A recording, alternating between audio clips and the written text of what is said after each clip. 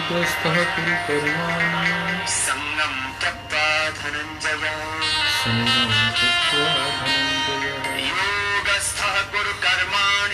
योगस्थः कुरु कर्माणि संगम त्यक्त्वा धनंजय सिद्ध सिद्ध्योः समो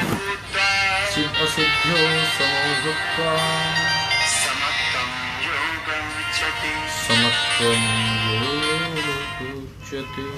समत्वं योगोच्यते।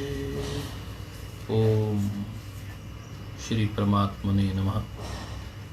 ओम श्री गुरुभ्यो नमः। ओम सर्वेभ्यो नमः। दोस्तों मित्रों, आपका बहुत बहुत स्वागत और अभिनंदन आज की कक्षा में।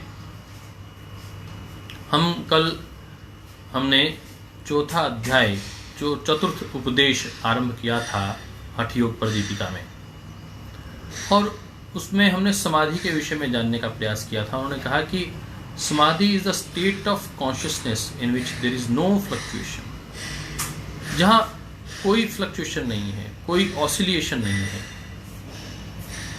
ए थॉट इज ए फ्लक्चुएशन, कोई विचार बीच में आता है तो फ्लक्चुएशन है, कोई ऑब्जेक्ट दिमाग में आ जाता है तो फ्लक्चुएशन है। Objective awareness is fluctuation, subjective awareness is fluctuation. कोई स्मृति ध्यान में आ जाती है, ड्रीम इज फ्लक्चुएशन, कोई स्वप्न आ जाता है, कोई विजन आ जाता है, spiritual vision is fluctuation, psychic forms are fluctuation, तो मन की वृत्ति को आना शुरू हो जाती है। The knowledge of I in the depth of meditation is fluctuation. अहंकार बीच में जागृत होता है कि मैं कर रहा हूँ, मुझे ये प्राप्त हो रहा है, मुझे ये सिद्धि प्राप्त हो रही है, मुझे ये दिखाई दे रहा है। इन deep meditation when you become unconscious of everything, that is also fluctuation. बिल्कुल अनअवेयर हो गए।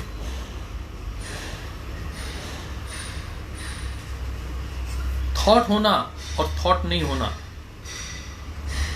ये संकल्प और विकल्प, मतलब awareness and counter awareness, both the states, इन दोनों से ऊपर उठने का नाम समाधि है।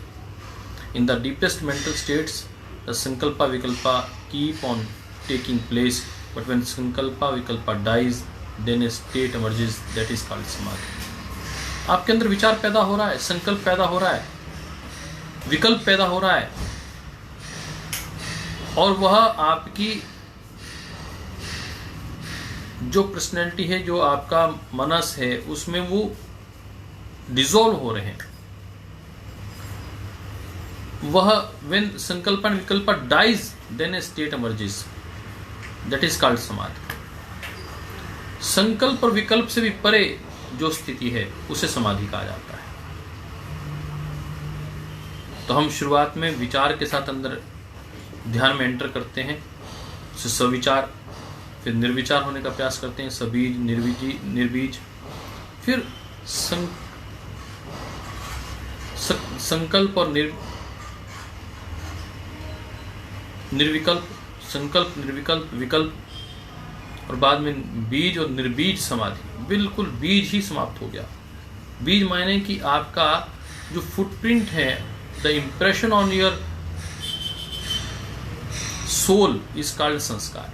जब संस्कार ही समाप्त हो जाए, उस स्थिति का नाम समाधि, निर्बीज समाधि। In the deepest mental state, the sankalp vikalp keep on taking place. But when sankalp vikalp dies, then a state emerges that is called samadhi. Samadhi is either savikalpa or nirvikalpa.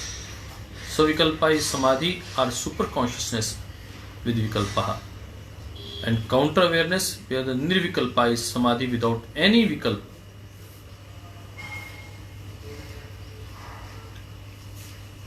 तो अभी हमने पढ़ा कि सविकल्प और निर्विकल्प समाधि किसे कहते हैं। The entire range of samadhi is classified into two division, savikalpa and सवीज। सविकल्प और सवीज एक ही तत्व है with seed. The seed is samskara, the trace of ego which manifest as the vikalpa. The unfoldment from vitarka to asmita is called sabija और सविकल्प समाधि। तो आज कल हमने 5 श्लोक कर लिए थे पहले अध्याय के। हमने कहा था कल आपको धर्म में एक समाधि के विषय में बताया था। धर्म में एक समाधि के विषय में लोगों ने पूछा क्या है धर्म में एक समाधि? Is emergence of a consciousness where the virtues pour down upon you. जो गुण है वह और वैराग्य की स्थिति पैदा हो जाती है, पूर्ण वैराग्य की स्थिति। तो जो प्रोग्रेसिव स्टेट ऑफ समाधि है वो हमने आपको बताया। जो सबीज समाधि है, अस्मिता तक, वितर्क, विचार, आनंद और अस्मिता तक तो सबीज समाधि है। उसके बाद निर्बीज समाधि आरंभ होती है, और निर्बीज समाधि की जो अगली अवस्था है उसे धर्म में समाधि कहते हैं। वितर्क, सब वितर्क, निर्वितर्क। तो समाधि में भी आगे जो स्टेजेस हैं, मतलब आपने धारणा में गए, ध्यान में गए और समाहित हो गए, सामान्य अवस्था तक समाहित हुए तो वह विचार के साथ समाहित हुए तो सविचार, और बिना विचार के समाहित हुए तो निर्विचार, सवितर्क, निर्वितर्क, और फिर सविचार निर्विचार समाधि आई, फिर आनंद की स्थिति आई, फिर अस्मिता की स्थिति आई, उसके बाद निर्बीज की स्थिति आती है, उसके बाद धर्म में समाधि की स्थिति आती है। और धर्म में एक समाधि के बाद निर्विकल्प मोक्ष की ओर व्यक्ति अग्रसर हो जाता है। निर्विकल्प तब आती है लिबरेशन की स्थिति।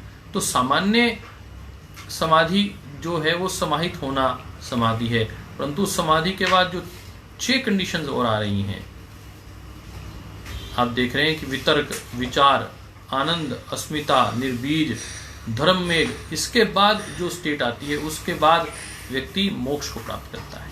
तो समाधि में लंबे कालखंड तक बैठना और उस सारी अवस्थाओं को पूर्ण करना, तब जाके मोक्ष प्राप्त होता है। यह इसमें स्पष्ट करते हुए बताया गया है।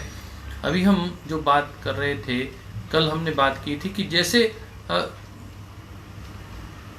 हम समुद्र का पानी देखते हैं, उसमें नमक मिला हुआ है, परंतु वो इस तरह मिला हुआ है कि वो उसको अलग वो दिखाई नहीं देता। As salt merges in the sea, likewise the mind and Atma are considered united in samadhi. जिस प्रकार समुद्र के जल में नमक मिला रहता है और उसकी अलग कोई सत्ता नहीं होती, वैसे ही जो मन की सत्ता समाप्त हो जाती है और वो आत्मा में समाहित हो जाता है, उसे समाधि कहते हैं। उसके आगे हम पढ़ने का प्रयास करते हैं। यदा संक्षीयते प्राणो मानसम च परलीयते तदा समरसत्वं च समाधिर अभिधीयते। तो कह रहे हैं कि जो आप समावस्था की बात कर रहे हैं वो क्या है समावस्था? जब प्राण की सारी मूवमेंट वो पूर्णता समाप्त हो जाती है, प्राण का हलचल पूर्णता समाप्त हो जाती है। मानसम च परलीयते, जो माइंड है वो रीअब्सॉर्ब हो जाता है। तथा समरसत्वम, वो जो स्टेट है, जो सम अवस्था की स्टेट है, जहां ना प्राण की कोई गति हो रही है ना मन की कोई गति हो रही है, वो स्टेट है जिसे हम सम अवस्था की स्थिति कह रहे हैं, समरसता की स्थिति कह रहे हैं, उसे ही समाधि कहा गया है। समत्वम योग उच्चते, ये है योग।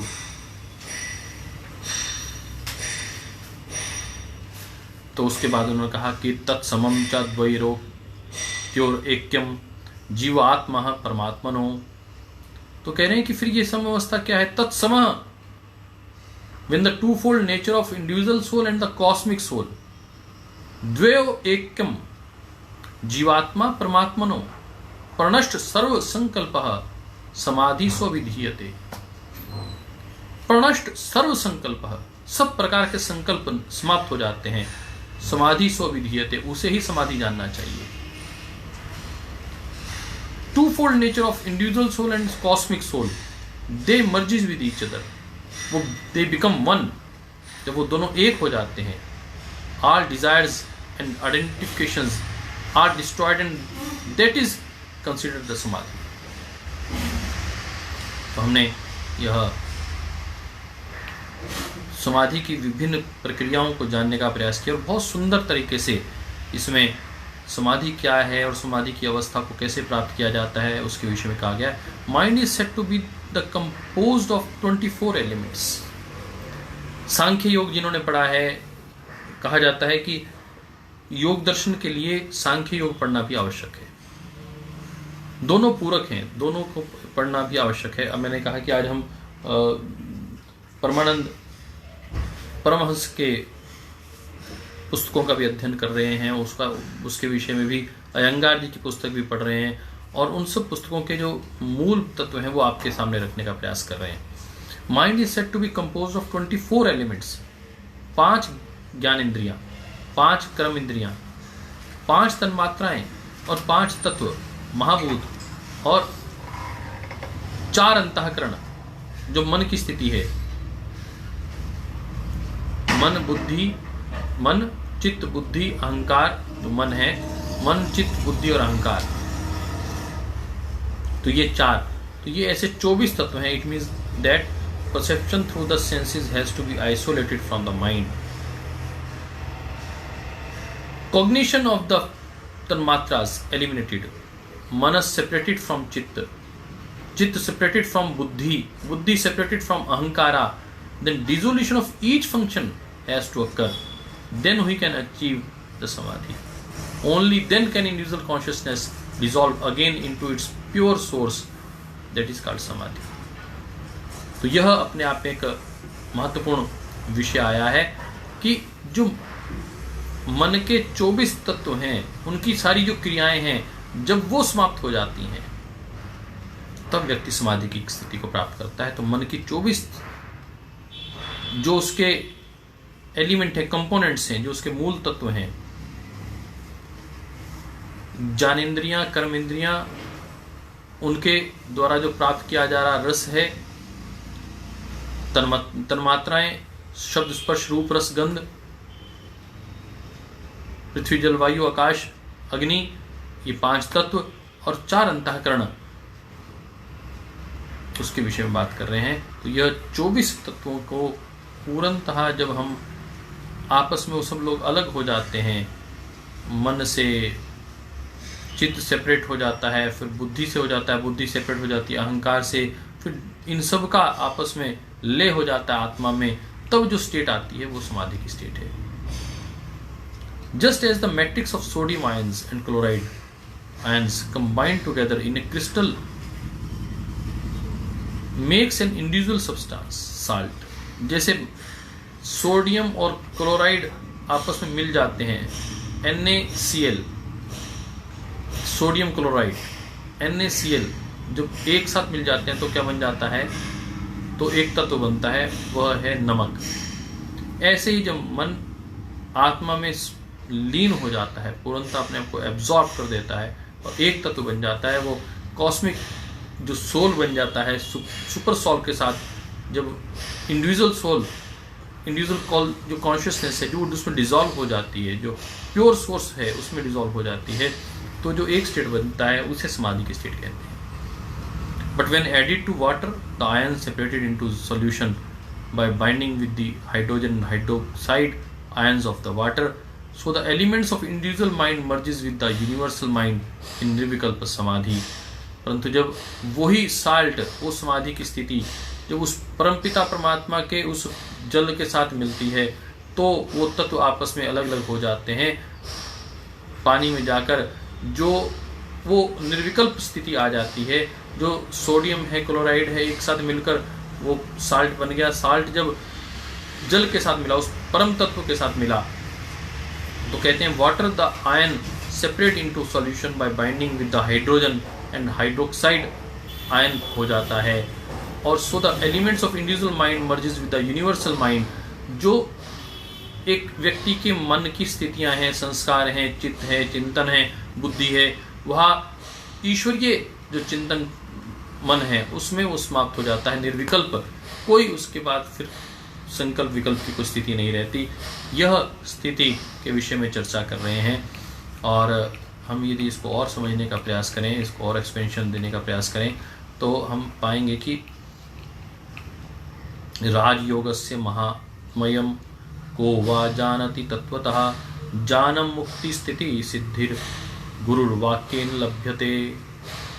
राजयोगस्य महात्म्य, राजयोग की जो महानता है, को वा जानाति तत्वतः, उसको तात्विक रूप से कौन जानता है? कहते हैं उसको वही जानता है जिसे गुरु अपना आशीर्वाद देते हैं। राजयोगस्य महात्म्य को वा जानति तत्वतः, इसका रियल एसेंस कौन जानता है? Who really knows the magnitude of Rajyoga.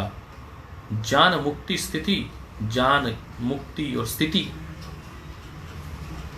मुक्ति की लंबी स्थिति को रहना, लिबरेशन, वो सिद्धि गुरु वाक्य न लभ्यते, जो उसको कौन प्राप्त करता है? जो गुरु के वाक्यों पर चलता है वही उसको प्राप्त करता है। दुर्लभो विषय त्यागो दुर्लभम तत्व दर्शनम, परंतु ये बहुत कठिन है। कैसे कठिन है? दुर्लभो विषय त्यागो, without the compassion of the true guru renunciation is impossible, possible ही नहीं है। क्यों? दुर्लभो विषय त्यागो, आदमी तामसिक और रजोगुण में ऐसा लिप्त रहता है कि वो अपने विषयों को त्याग नहीं कर सकता। सेंस ऑर्गन के साथ जो उसकी ग्रेटिफिकेशन है उसको वो छोड़ ही नहीं पाता। दुर्लभो विषय त्यागो, दुर्लभ तत्व दर्शनम, और उससे तत्व दर्शन जो है होता ही नहीं है। तो ये कुछ साथी हमारे बीच बीच में फ़ोन करते रहते हैं, उनको भी जानकारी नहीं रहती है।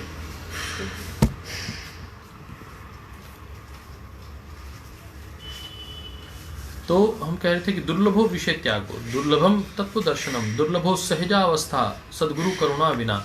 तो सहज अवस्था बिना करुणा के प्राप्त ही नहीं हो सकती, और सहज अवस्था प्राप्त होती है जो विषय त्याग करता है व्यक्ति, तत्व दर्शन होता है, और वो बिना गुरु के आशीर्वाद के प्राप्त नहीं हो सकती। तो गुरु के विषय में यहाँ बार बार कहा कि बिना गुरु के सिद्धि नहीं हो सकती। ग्रहण संहिता भी हम साथ में पढ़ रहे हैं और योग दर्शन भी साथ साथ कर रहे हैं। ग्रहण संहिता में कहा गया samadhi is the supreme yoga, is attained by great merit earned previously, it is achieved by the grace of the guru and by devotion to him. गुरु के प्रति यदि आपका श्रद्धा भाव है तभी गुरु का आशीष मिलेगा और तभी यह स्थिति आपकी प्राप्त हो सकती है। तो ये इस स्थिति को प्राप्त करने के लिए इसमें बार बार कहा कि वह इसे शक्तिपात कहते हैं। अब आपने देखा होगा कि गुरु रामकृष्ण ने स्वामी विवेकानंद को शक्तिपात किया, अपनी शक्तियों विशेष कृपा से उनके अंदर वो तात्विक ज्ञान उपलब्ध करवाया। जैसे महर्षि दयानंद ने गुरुदत्त विद्यार्थी को, जब गुरुदत्त विद्यार्थी उनकी कुछ बातें स्वीकार ही नहीं कर रहा था, कहने लगे कि सब बातें दृष्ट सत्य तो कहे जा सकते हैं परंतु अदृष्ट सत्य तो परिस्थितियों के माध्यम से समझे जा सकते हैं, समय आएगा तुम इसको समझोगे। और कहते हैं कि महर्षि दयानंद के जब अंतिम क्षणों को देखकर, इतनी कष्ट में होने के बावजूद वह इतने शांत स्वभाव में थे, उसे देखकर गुरुदत्त विद्यार्थी बदल गए कि हाँ कोई ना कोई ईश्वरीय सत्ता है। तो इस इतनी विकट परिस्थिति में संख्या और कांच पिलाने के बावजूद महर्षि दयानंद के सारे शरीर से वो फफोले फूट रहे हैं, परंतु फिर भी बड़े आराम से कह रहे हैं कि हे ईश्वर तेरी लीला, तने अच्छी लीला की, तेरी लीला पूरी हो। तो ये कई बातें कई बार गुरु की कृपा के बिना उसको प्राप्त नहीं कर सकते, इसे शक्तिपात कहते हैं। तो इसके विषय में भी कहा कि यदि आपको यह समाधि को प्राप्त करना है तो उसमें गुरु का ज्ञान अत्यंत उपयोगी है। विविध आसने कुंभे विचित्र कर्णेरपि प्रबुद्ध्याम महाशक्तो प्राण शून्य प्रलीयते। When the Mahashakti is aroused by the various asanas, pranayams and mudras, the prana dissolves into shunya. प्राण शून्य अवस्था में, शून्य की स्थिति में चले जाते हैं। विविध आसन करने से, कुंभ करने से, विविध करणीय क्रियाओं से, प्रबुद्ध्याम महाशक्तो, जब कुंडली जागृत होती है, शक्ति जागृत होती है, तो प्राण शून्य प्रलीयते, प्राण शून्य अवस्था में चले जाते हैं। It is the cause and origin of that which constitutes the manifest universe. It is the bindu or the nucleus. According to Patanjali's Yoga Sutra, Shunya is a step before the final samadhi.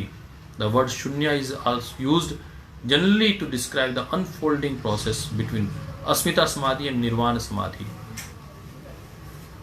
जो शून्य है उसके विषय में भी जैसे यहाँ कहा गया, अगले श्लोक में भी आप पढ़ेंगे और आगे जब आप देखेंगे तो कुछ लोग कहते हैं खिचड़ी मुद्रा और शांभवी मुद्रा के विषय में और बताइए, तो आगे आएगा अगले श्लोकों में, मिड ऑफ इस लेसन में आपको ये पढ़ने को भी मिलेगा। परंतु हम बात कर रहे थे कि ये जो शून्य अवस्था है, it is not a state of nothingness but it is a very deep and dynamic state of consciousness. ये शून्य अवस्था का ध्यान रखना है कि ये शून्य अवस्था क्या है, कि ये it is the cause and origin of that which constitutes the manifest universe. It is बिंदु और न्यूक्लियस। ये शून्य अवस्था है जहां दोनों अपान और प्राण वायु मिल रहे हैं, जहां अग्नि तत्व उस मूल चंद्र तत्व से मिल रही है और एक बिंदु क्रिएट हो रहा है, एक नाद क्रिएट हो रहा है। वो जो स्टेट है डायनेमिक स्टेट ऑफ कॉन्शियसनेस है, तो इसको हम ध्यान में रखेंगे। तो इसमें शून्य के विषय में जो बात आई है, जो शून्य का मतलब है इंटरनल सेंसरी रिस्पॉन्स, शून्य ऑफ एक्सटर्नल सेंसरी परसेप्शन, शून्य of both internal external sensory stimuli, शून्य ऑफ शून्य, द ग्रेट शून्य ऑफ स्पेस, रियल शून्य। तो जो नेचुरल शून्य है उसके विषय में आप बात करेंगे। और जो योग दर्शन में कहा गया है उसके विषय में भी बात करेंगे। उतः शक्ति बोधस्य त्यक्तानि शेष कर्मणः योगिनः सहज अवस्था स्वमेव प्रजायते। The सहज state is conquered on its own in him whose remaining karmas are abandoned and who experiences the rising of शक्ति। जिसकी शक्ति का ऊर्ध्व जागरण हो जाता है, उसके जो कर्म हैं वो सब समाप्त हो जाते हैं, जितने भी कर्माशय उसके पिछले हैं, और सहज स्थिति व्यक्ति की आ जाती है। सुष्मन वाहिनी प्राणे शून्य विशति मानसे तदा सर्वाणि कर्माणि निर्मूलयति योगवितः। तो बार बार कह रहे हैं कि यदि आपने समाधि की स्थिति लगा ली तो आपके जो प्रारब्ध हैं, जो कर्माशय हैं, वो सब समाप्त हो जाएंगे और आप समाधि की स्थिति में आ जाएंगे और उसके माध्यम से हम मोक्ष को प्राप्त कर सकते हैं। सुष्मिनो वाहिनी प्राणे, when prana is flowing through the sushumna, mind is in the pure shunya. जब प्राण सुषुम्ना में प्रवाहित होने शुरू होते हैं तो जो मन है वो पूर्णतः सात्विक स्थिति में, पवित्र स्थिति में आ जाता है। Then all the karmas of one knowing yoga are uprooted. तो जितने कर्म पहले कर रखे हैं वो जड़ मूल से समाप्त होते हैं। निर्मूल्यति योगवितः तदा सर्वाणि कर्माणि निर्मूल्यति, उन सब का निर्मूल हो जाता है। तदा सर्वाणि कर्माणि, सारे के सारे कर्मों का, निर्मूल्यति योगवितः, उस योगवित व्यक्ति का वो सारे कर्म निर्मूल हो जाते हैं। बहुत सुंदर कहा। तो इस के विषय में हम बात करेंगे। In the process of samadhi the evolution of individual consciousness and shakti is very rapid and systematic. इसमें फिर आपने ध्यान में दिया होगा कि इसमें शून्य के विषय में कहा गया कि जब सुषुम्ना में शक्ति की गति होनी शुरू हो जाती है तो जो प्राण है, प्राणे शून्य है, विशति मानसे है, प्राण भी शून्य में चले जाता है और विशति मानसे, मन भी शून्य की अवस्था में चले जाता है। तो आइए आज हम ये एक हमारे पास परमहंस प्रज्ञानानंद जी की पुस्तक है, इसको हम लगातार आपके साथ बीच में साझा कर रहे हैं। महर्षि पतंजलि के ऊपर अयंगार जी का भी कमेंट्री और प्रज्ञानानंद जी की भी जो कमेंट्री है उसको बीच बीच में से हम पढ़ने का, उद्धृत करने का प्रयास करते हैं, क्योंकि लाहिड़ी जी महाराज इसमें एक बहुत सिद्ध पुरुष हुए हैं योग में, और उनका यह संज्ञान लेकर कहा गया है। इसमें कहा गया पुरुषार्थ शून्यानाम गुणानाम प्रति प्रस्वः कैवल्यम स्वरूप प्रतिष्ठा व चिति शक्ति इति। यह अंतिम श्लोक है योग सूत्र का। यदि हम बात करें कि इसमें कैवल्य की स्थिति कैसे प्राप्त होती है, चतुर्थ ये भी अध्याय है, इसमें अंतिम 34वां सूत्र है ये, कैवल्य और फाइनल इमेंसिपेशन। पुरुषार्थ शून्यानाम गुणानाम प्रति प्रस्वः, पुरुषार्थ शून्यानाम, कोई संकल्प विकल्प क्रियाएं सब समाप्त हो जाती हैं। गुणानाम प्रति प्रस्वः, और जो गुण हैं, जो संस्कार हैं, जो फुटप्रिंट्स हैं, वो सारे के सारे एनिहिलेट हो जाते हैं, वह समा जाते हैं। प्रति प्रस्वः, अपने ओरिजिनल सोर्स में समाहित हो जाते हैं। कैवल्यम स्वरूप, तो इससे फिर कैवल्य की स्थिति प्राप्त होती है। चिति शक्ति इति, यही चिति शक्ति है। Kaivalya is a state following the reobservation of the gunas, जो आपके त्रिगुणात्मक प्रकृति है, ये तीनों गुण ईश्वर में ही लीन हो जाते हैं, उस परमात्मा में लीन हो जाते हैं। Of their being devoid of the goal of the पुरुषा, फिर कोई लक्ष्य सामने नहीं रहता, आप बिल्कुल बिना लक्ष्य के केवल मात्र ईश्वर में अपने आप को समाहित करने का प्रयास करते हैं। एंड एज अ रिजल्ट पुरुषा is established in the real nature which is pure consciousness. इस तरह वह परमात्म तत्व में व्यक्ति स्थापित हो जाता है। Kaivalya is a state when the fourfold goal of enjoyment and comes to an end, जो व्यक्ति का चतुर्थ लक्ष्य है, हे ईश्वर दयानिधे, ईश्वर से प्रार्थना की जाती है तो 4 पुरुषार्थ चतुष्टय की कामना की जाती है। भगवत कृपया अनेन जपोपासना आदि कर्मणः धर्म अर्थ काम मोक्षानाम सद्यः सिद्धिर भ्रवे नमः। पुरुषार्थ चतुष्टय तो कहते हैं ये पुरुषार्थ शून्यानाम, जो पुरुषार्थ चतुष्टय है, धर्म अर्थ काम और मोक्ष, इन 4 की कामना हर व्यक्ति को रहती है। कहते हैं कि यह भी शून्य अवस्था में चले जाता है। गुणानाम प्रति प्रसवः, यह भी एनिहिलेट हो जाता है, अल्टीमेट सोर्स में ये consciousness get established in its own form. It is to stay in the state of transformation only alone. Through practice of pranayama, the mind becomes tranquil and the gunas are reabsorbed. Then one will be established in purusha as pure consciousness. This is the state of kaivalya. ये जो कैवल्य की स्थिति है इसे ही समाधि कहा जाता है और इसके विषय में आज आपने पढ़ने का प्रयास किया।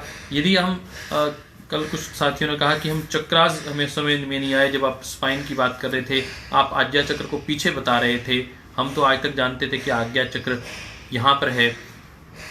तो भैया मैं अपनी ओर से नहीं कह रहा हूँ, इसे हाइपोथैलेमस मानकर आज्ञा चक्र कहा गया है। यह एक बार आप दोबारा देख लेंगे।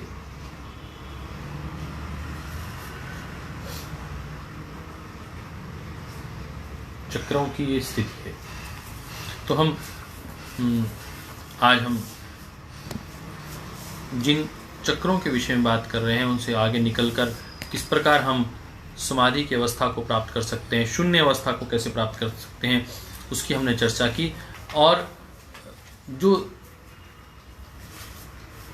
धर्म अर्थ काम और मोक्ष, जो मैंने कहा कि 4 पुरुषार्थ चतुष्टय हैं, आप सब लोग लिख लीजिए। Dharma is the social, ethical, moral duty. Arth means the acquirement of the wealth and commodity. Kam is the gratification of sensual desire, and moksha is the liberation. These are 4 desires. Each and every one is requesting to God time and again, praying to the God time and again to fulfill all these 4 Purusharth Chatushtaya. Dharma, Artha, Kam, Moksha, Nam. Our desires are expressions of one of these 4 aspects. Some desires are superficial, but the deep-rooted desires, our vasanas, are hidden. जो ये Dzire हैं ये स्पष्ट सामने की ओर दिखाई देती हैं, ये डीप-रूटेड हैं, परंतु जो वासनाएं वो हिडन रहती हैं. Within the deepest levels of the consciousness in the causal body. Desires lead to action and these actions create संस्कार. डिजायर्स क्या होती हैं? जो इच्छाएं हैं वो व्यक्ति को कर्म की ओर लेकर जाती हैं और वही संस्कार बनाती हैं. Or impressions in the mind. तो संस्कार क्या है? Samskara is the footprints or the impressions on the soul in the mind is called samskara. Samskara is the residue of experience. जो आप कार्य करते हैं उसका जो रेजिड्यूल बच जाता है. Like a seed buried in the soil, each experience we have is recorded and stored in the unconscious mind and body in a symbolic form. तो जो भी हम कर्म करते हैं वो उसका सिंबॉलिक फॉर्म में वो हमारे मन में कहीं ना कहीं स्थापित रहता है. वही संस्कार है. When sanskaras are not re-experienced, they are transferred deep into the subtle body, and if they are not re-expressed, they are buried deeper. जब उन संस्कारों को, जो आपने कोई कार्य किया हुआ है, पुण्य किया हुआ है, पाप कर्म किया हुआ है, उसके बीज जो तत्व रह जाता है वो संस्कार कहलाते हैं. यदि उसको बार बार हम करते हैं तो वो संस्कार प्रगाढ़ होते जाते हैं, परंतु जब हम उसको संयम कर लेते हैं, उनको नहीं करते हैं, तो वो संस्कार, उनको री एक्सपीरियंस जब नहीं करते हैं, they are transferred deep within the subtle body. फिर वो ट्रांसफॉर्म हो जाते हैं. If they are not re express, they are buried deeper. तो वो बहुत गहरे से नीचे धस जाते हैं, दब जाते हैं, समाप्त हो जाते हैं. These suppressed samskaras are expressed in our dreams. और जब ये suppressed संस्कार होते हैं यही हमारे स्वप्न में आते हैं. इसी से स्वप्न बनता है जो हम एक्सप्रेस नहीं कर पाते, परंतु संस्कार कहीं ना कहीं है. वो बिहेवियर पैटर्न्स एंड डिजीज, वो कहीं ना कहीं हमारा बिहेवियर पैटर्न होता है. और कहीं ना कहीं वो हमारे व्याधि के रूप में, रोग के रूप में बाहर आता है। In Sankhya, Vedanta and Hindu philosophy, sanskar is considered to be the primal form of the existence. ये जो संस्कार है यही मूल तत्व माना जाता है, यही हिंदू मैथोलॉजी में अत्यंत महत्वपूर्ण विषय है।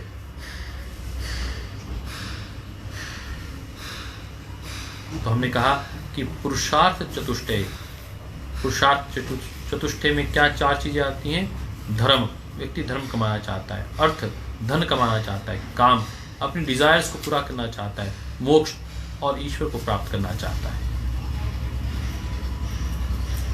तो ये चार पुरुषार्थ को, और पुरुषार्थ शून्य नाम गुणा नाम प्रतिप्रसवः, जो पुरुषार्थ का जो को शून्य की अवस्था आ जाए और जो गुण है उनका प्रतिप्रसव हो जाए, गुण उनमें वापस, इसे ही प्रतिप्रसव समाधि कहा जाता है। जो त्रिगुणात्मक प्रकृति है, आप अपनी पूरी प्रकृति को ही परमात्मा प्रकृति में लीन कर दें, लय कर देने का नाम परमात्मा में, वह समाधि है। तो आज हम जो चर्चा आपके साथ कर रहे थे, man is a slave of destiny and a master of his own willpower, but through the practice of yoga he can influence the underlying force governing his existence। तो वह परमात्मा ने जो उसके प्रारब्ध बनाए हैं उनसे लड़ते हुए भी वह मोक्ष तत्व की ओर अग्रसर हो सकता है। अमराय नमस्तुभ्यम सोऽपि कालस्त्वया जितः पतितं वदने यस्य जगत्तेज आचरम। तो हम, क्योंकि समय कम है, हम चाह रहे थे कि 17 तारीख तक इसे पूरा कर दें, तो हम कोशिश कर रहे हैं कि इसको हम पूरा पूर्णता की ओर ले जाएं। तो लिबरेशन, जो मोक्ष तत्व की बात आ रही है, liberation remains impossible within the confines of duality. यदि कोई ड्युअलिटी है, मन में संकल्प विकल्प चल रहा है, तो आप मोक्ष की ओर गति ही नहीं कर सकते। और जो भ्रम की स्थिति है, जो द्वंद्व की स्थिति है, उसे समाप्त करने में गुरु सबसे बड़ा तत्व है। तो आज हमने आपको संस्कार की जानकारी दी, संस्कार किसे कहते हैं और संस्कारों को किस प्रकार समाप्त किया जाता है, किस प्रकार हम एनहिलेट करते हैं, किस प्रकार हमारे प्रतिप्रसव किस लिए, गुणों का किस प्रकार प्रतिप्रसव किया जाता है, तब जाकर वह कैवल्य की प्राप्ति होती है। और वो जो मोशनलेस स्टेट है वही समाधि की अवस्था है, जहां मन और प्राण मोशनलेस स्टेट में आ जाते हैं, वही समाधि की अवस्था है। तो आज हम इतना ही पढ़ पाएंगे क्योंकि समय की पाबंदी है।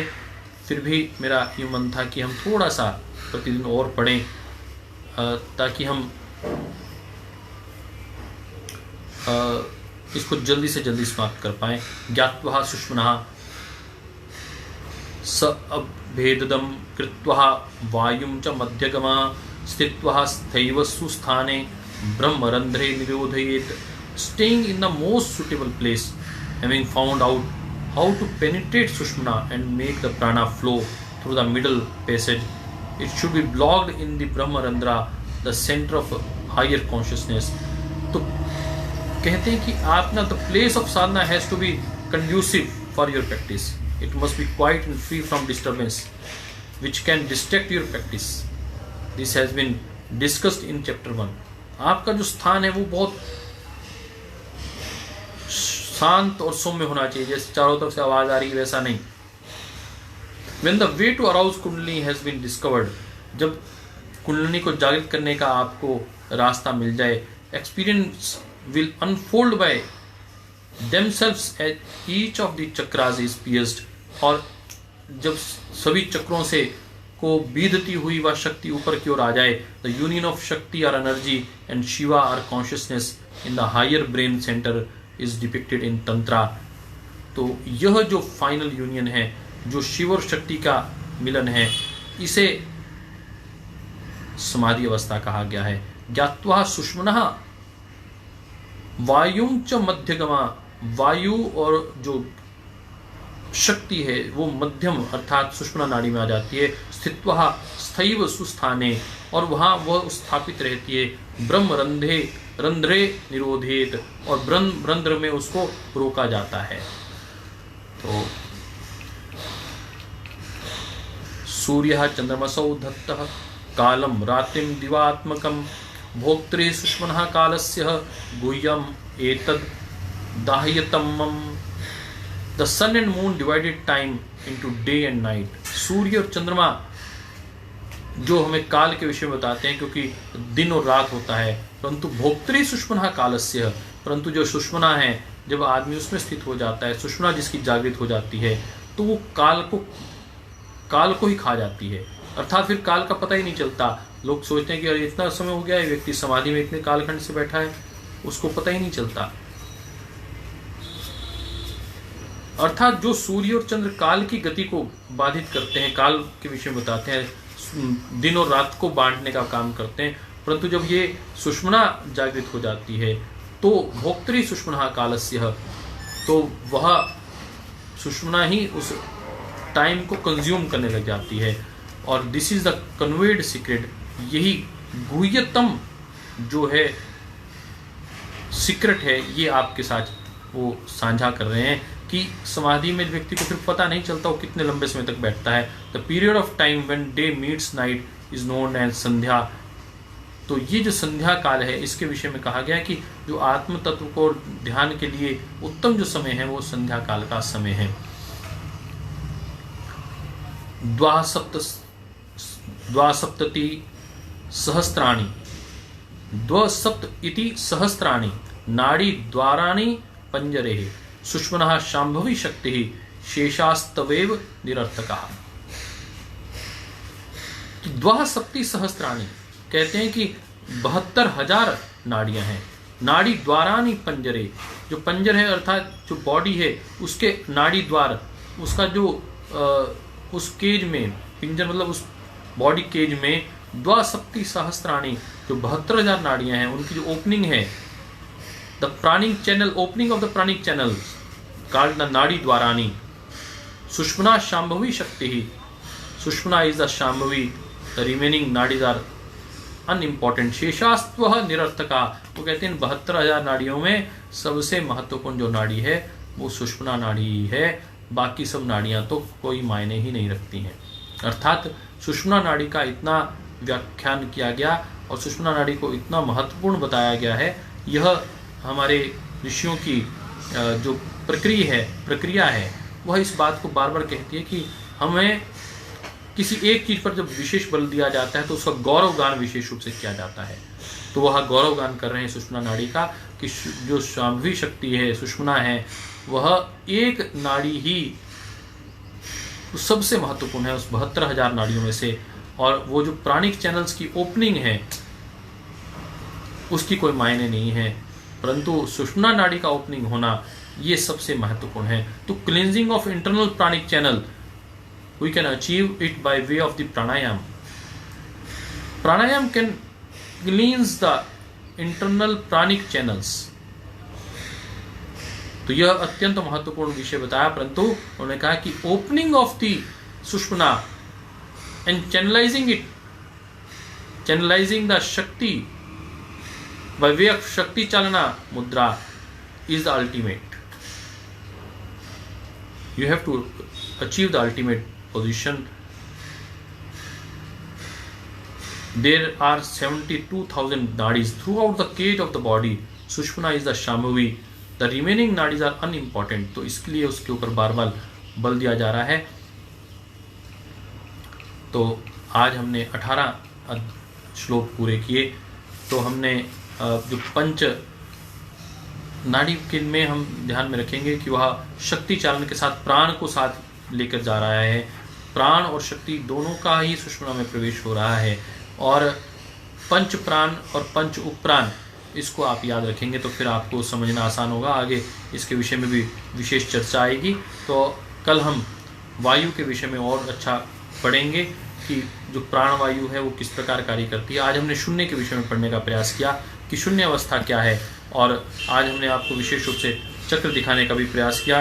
पुरुषार्थ शून्य नाम गुणा नाम प्रति प्रसवाह, गुना जो गुण है उनका प्रति प्रसव होना, कैवल्यम वही स्थिति है, कैवल्यम स्वरूप प्रतिष्ठा वाचिति शक्ति, यही शक्ति को जागरण करने की स्थिति है, जहाँ पुरुषार्थ शून्य नाम गुना नाम प्रति प्रसवः। आज का इसी नोट पर आज के हम सत्र को समाप्त करते हैं और चलते हैं डॉक्टर ज्योति के पास, जो अन्य अनेक विषयों के ऊपर आपके साथ समाधान करेंगी। जैसे कल कैलोरीज की चर्चा आ रही थी, बहुत अच्छे आपको मैथ के माध्यम से समझा रही थी। हमारे बहुत से कार्यकर्ता राज्य प्रभारी भाई और बहन यहाँ जुड़े हैं, और बहुत से लोग कहते हैं कि डॉक्टर साहब हम आपके इसमें जो 5000 लोगों का आपका फ्रेंड सर्कल है उसमें हम नहीं हैं, तो इसलिए इसमें हम टाइप नहीं कर पाते हैं। तो हमने इसलिए पेज पर जाने का सोचा कि हम पेज पर जाएं। तो जयरी पारिया पेज को आप लाइक करें तो आप इसमें फ्रेंड्स की लिस्ट में आ सकते हैं। फिर आप उसमें आप अपने व्यूज़ लिख सकते हैं। तो आप सब लोग जयरी पारिया पेज को भी ज्वाइन कर लेंगे तो उसमें लिखने में सहूलियत रहेगी। और संगठन के कार्यकर्ताओं को संगठन क्या है ये समझाने की वैसे आवश्यकता तो नहीं, परंतु आपको अच्छा लगेगा यदि आप सायंकाल आज 7:30 बजे वैदिक चैनल पर संगठन के विषय में मेरे साथ जुड़ेंगे और हम संवाद करेंगे। आज संगठन पर सोमवार और मंगलवार प्रतिदिन प्रति सप्ताह पहले 2 दिन सोमवार और मंगलवार संगठन शक्ति के विषय में चर्चा करेंगे, और उसमें हम छोटी छोटी कहानियों के विषय साथ आगे भी बढ़ेंगे। इसमें गुरु तत्व की चर्चा भी करेंगे। इन सब के साथ आपको आज ले चलते हैं डॉक्टर ज्योति के पास।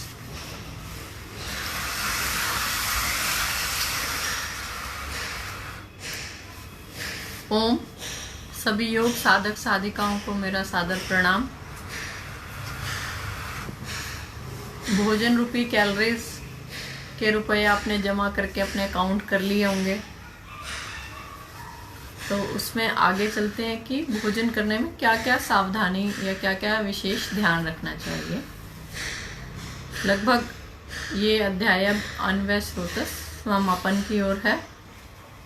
उन्हीं बातों को हम थोड़ा सा आगे कंटिन्यू करते हैं।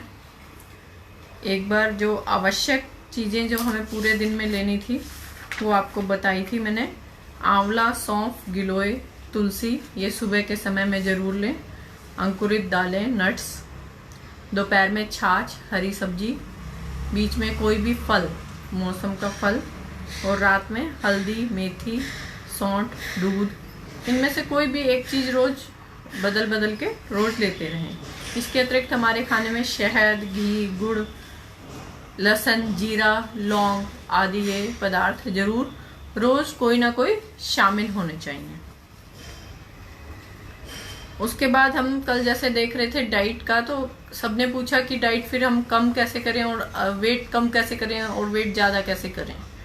तो वेट कम और वेट ज़्यादा में देखो, कैलोरीज तो आपको कल मैंने बताया सेम है। मैदा भी 100 ग्राम सेम कैलोरीज दे रहा है, आटा भी और दलिया भी, लेकिन मैदे का गुण अलग है और दलिये का गुण अलग है।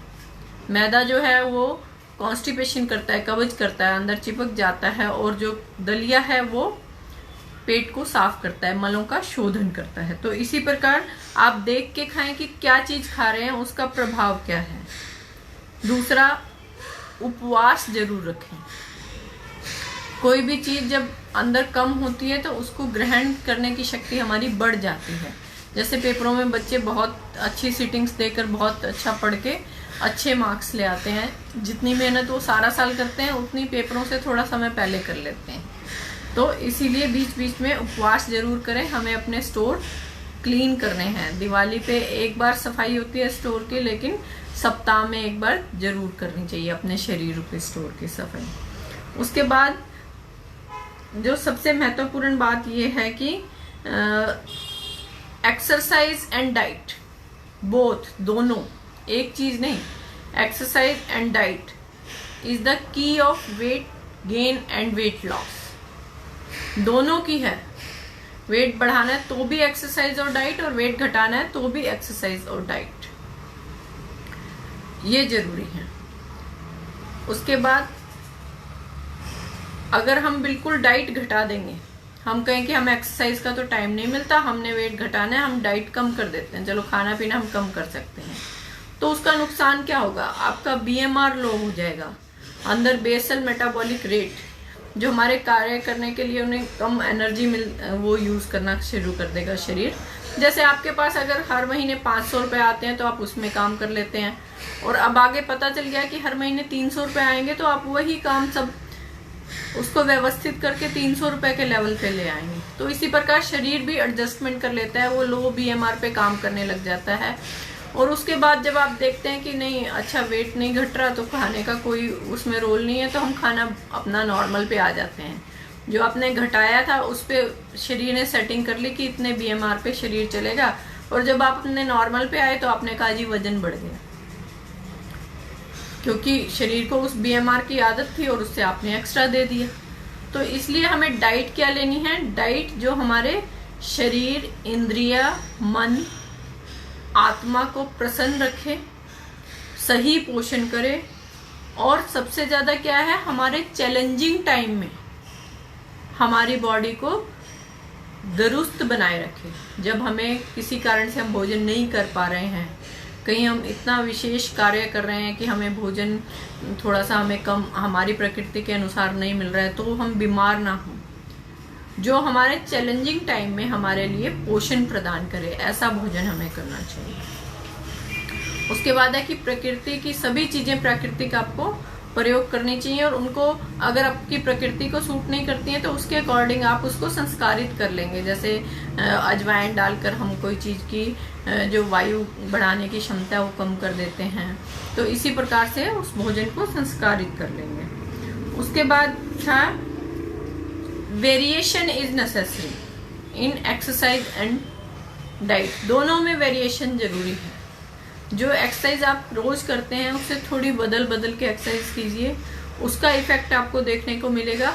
और जो डाइट लेते हैं उसको भी बदल बदल के लीजिए, जैसे अनाज बदल बदल के लीजिए साबुत, उसका भी आपको शरीर पर इफेक्ट, विशेष इफेक्ट देखने को मिलेगा। जो प्राणायाम है वो बेसिक, जैसे अनाज जरूरी है खाने में वैसे ही प्राणायाम जरूरी है, लेकिन जो आसन है वो हम बदल बदल कर सकते हैं, तो इसका प्रभाव भी शरीर पर पड़ेगा।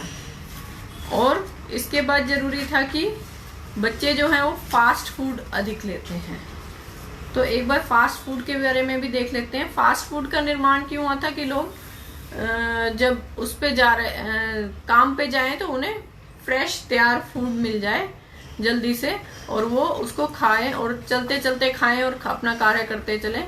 तो इसलिए फास्ट फूड जो है pre cooked meal,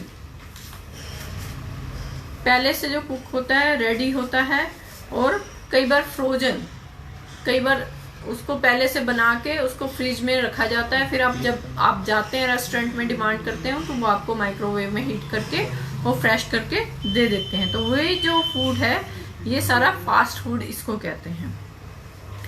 fast food में क्या क्या दिक्कत है, फास्ट फूड से क्या होता है, एक तो क्या क्या रोग होते हैं, इतना मतलब इसका इफेक्ट है फास्ट फूड का। कैंसर होता है, कोलोरेक्टल आंत का कैंसर होता है, इसीलिए विदेशों में अधिक फास्ट फूड की प्रथा है। तो विदेशों में कैंसर भी, कॉलन का कैंसर सबसे ज्यादा पाया जाता है। उसके बाद ओबेसिटी होती है, मोटापा बढ़ता है, हाई कोलेस्ट्रोल होता है, डिप्रेशन होता है। फास्ट फूड लगातार खाएंगे तो डिप्रेशन होगा, और शुगर, साल्ट और कैलोरीज और फैट क्योंकि इनमें ज्यादा होता है, क्योंकि प्रिजर्व करने के लिए ये चीजों का प्रयोग किया जाता है। और इसके क्या क्या नुकसान है, रोग तो आपने सुन लिए। उसके बाद LDL को बढ़ाता है, LDL मैंने आपको बताया था बैड कोलेस्ट्रॉल, उसको बढ़ाएगा। दूसरा, बच्चों में ब्रेन की डेवलपमेंट को कम करता है फास्ट फूड। उसके बाद फैट और शुगर के प्रति हमारी सेंसिटिविटी कम कर देता है, जिससे क्या होता है हमें पता नहीं लगता हम कितना खाना खा रहे हैं, और अधिक खाने के बाद हमें शरीर में दिक्कत होती है, जिससे डिप्रेशन भी बढ़ता है। उसके बाद ब्रेन सेल्स में जो है इंसुलिन का रिस्पॉन्ड करना कम हो जाता है।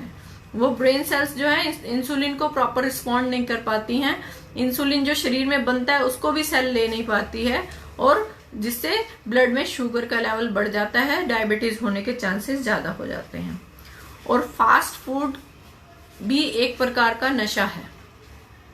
एडिक्शन है। ये एक स्टडीज द्वारा भी प्रूव हो रखा है कि मतलब 1 महीने तक 2 टाइम फास्ट फूड ही दिया गया खाली एक ग्रुप के लोगों को, और उनको 1 वीक के अंदर, 1 वीक के बाद उनके लीवर के फंक्शंस जो हैं वो उनमें विकार आना शुरू हो गया। जब उनके लीवर फंक्शन टेस्ट किए गए तो वो अल्टर होने शुरू हो गए। 1 वीक के बाद ही उसका इफेक्ट आने लगा अगर उन्होंने दोनों टाइम फास्ट फूड खाया तो।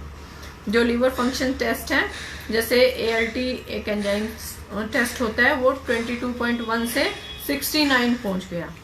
जो बाकी कई टेस्ट होते हैं वो भी सारे अल्टर होने लगे। तो ये फास्ट फूड जो है वो बहुत इसलिए बना था कि नेसेसरी कंडीशंस कभी ऐसी हो कि हम घर से खाना नहीं खा पा रहे हैं तो फास्ट फूड खाया जाए, लेकिन उसे जो प्रचलन में आ रहा है ये हमें स्वास्थ्य के लिए बहुत हानिकारक है। और सबसे अधिक कोशिश करें जो भी हमारा ब्रेकफास्ट हो वो घर का बना हुआ हो, पैकेट से नहीं आया हुआ हो। इस बात का जरूर ध्यान रखेंगे, क्योंकि उस समय हमारा शरीर जो होता है वो रात की फास्टिंग के बाद और सुबह मल का विशोधन हो जाता है और सुबह सब कुछ प्राणायाम, कुछ एक्सरसाइज भी करते हैं, तो उसके बाद वो भोजन की सबसे ज्यादा डिमांड रहती है शरीर में, और तब हम कुछ पैकेट से निकला हुआ पदार्थ खाते हैं तो उसका प्रभाव भी हमारे शरीर पर, मन पर, इंद्रियों पर वैसा ही पड़ता है। तो इसीलिए इन सभी बातों का ध्यान रखेंगे। और मेरे ख्याल में अब भोजन संबंधी बहुत अधिक जानकारी आप लोगों को मिल गई है। और कल एक प्रश्न आया हुआ था बच्चों का कि बच्चे आजकल स्क्रीन बहुत देख रहे हैं लॉकडाउन में, तो उनकी आंखों पर बहुत असर पड़ रहा है, तो उसके लिए वो क्या उपाय हैं, तो कल इस पे चर्चा करेंगे। और आपका किसी टॉपिक पे आप विशेष सुनना चाहते हो तो आप बता देंगे और इसी प्रकार चर्चा को आगे बढ़ाएंगे। और अब चलते हैं सत्र के समापन के लिए आदरणीय डॉक्टर साहब के पास। बहुत अच्छे से हम भोजन के विषय में सुन रहे थे, क्योंकि हम मानते हैं कि जैसे साधना के लिए स्थान का महत्व है, वैसे ही जो शरीर है वो श्री माध्यम खलु धर्म साधनम, शरीर ही साधन है उस परमात्मा तक पहुंचने का। इसलिए शरीर का व्याधि मुक्त रहना अत्यंत आवश्यक है।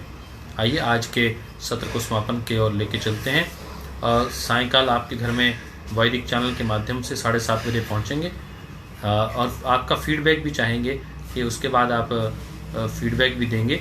जो लोग जुड़ना चाहते हैं इस हठ योग की कक्षा का जो समाधान के लिए हमने एक ग्रुप बनाया है टेलीग्राम के ऊपर, तो आप उस टेलीग्राम में जब ज्वाइन करें तो टेलीग्राम में जयदीप आर्य के नाम से आप ज्वाइन करें, उस पर लिख दें आई वांट टू ज्वाइन हठ योग ग्रुप, तो मैं उस ग्रुप में आपको फिर साथ साथ शामिल कर लूँगा। और बहुत से साथियों ने अपने रिस्पांस भिजवाए योग मिलन, उसमें बहुत से परिवार के, अपने ही परिवार के बच्चे, बेटी और बेटियों का उसमें डाटा आया हुआ है। जिनको वो सूटेबल लगे वो उसके विषय में चर्चा आगे बढ़ाएं, और कुछ परिवारों को जिनको आप जानते हैं अच्छे परिवारों का, उनके डाटा उसमें भिजवाने का प्रयास भी करें। बहुत से लोग आप में से उसमें जुड़े हैं, और भी जो जुड़ना चाहेंगे उसमें जुड़ेंगे। इसमें इस कार्य को हम 1-2 लोगों का हमने चयन किया है, वो इस कार्य को आगे देखेंगे, ऐसा उनको फिर सौंप देंगे। आज के कक्षा में जैसे हमने कहा कि निरंतर संस्कार के विषय में चर्चा आई, अपने चक्रस के विषय में चर्चा आई और समाधि के विषय में चर्चा आई। आज हमने प्रयास किया कि जो हमारा ऑफिशियल चैनल था उसको हमने ना करके पतंजलि योग ऋषि, जो मेरा दूसरा पेज है, उसके माध्यम से आज हमने लाइव किया था, और उसको जयदीप आर्य पे भी हमने लाइव शेयर कर लिया था। तो आप उसमें उसको ज्वाइन कर सकते हैं, और या फिर जयदीप आर्य पेज भी है, जयदीप आर्य पेज को आप लाइक कर सकते हैं और उसके साथ जुड़ सकते हैं। तो हम धीरे से प्रयास कर रहे हैं, इसलिए आज कुछ भाई, मुझे रहता है कि भाई बहन आज रह गए जिनको इस प्रक्रिया की नहीं जानकारी थी। लंबा गहरा श्वास भरते हुए प्रणव ध्वनि।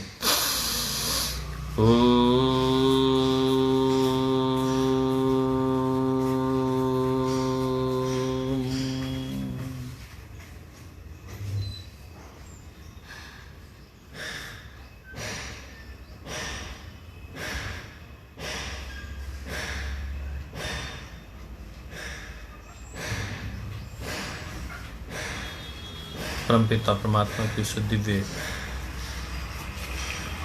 दिव्यता का आधान करते हुए उनके दिव्य आशीर्वाद के लिए उनके पावन सानिध्य में चलते हैं।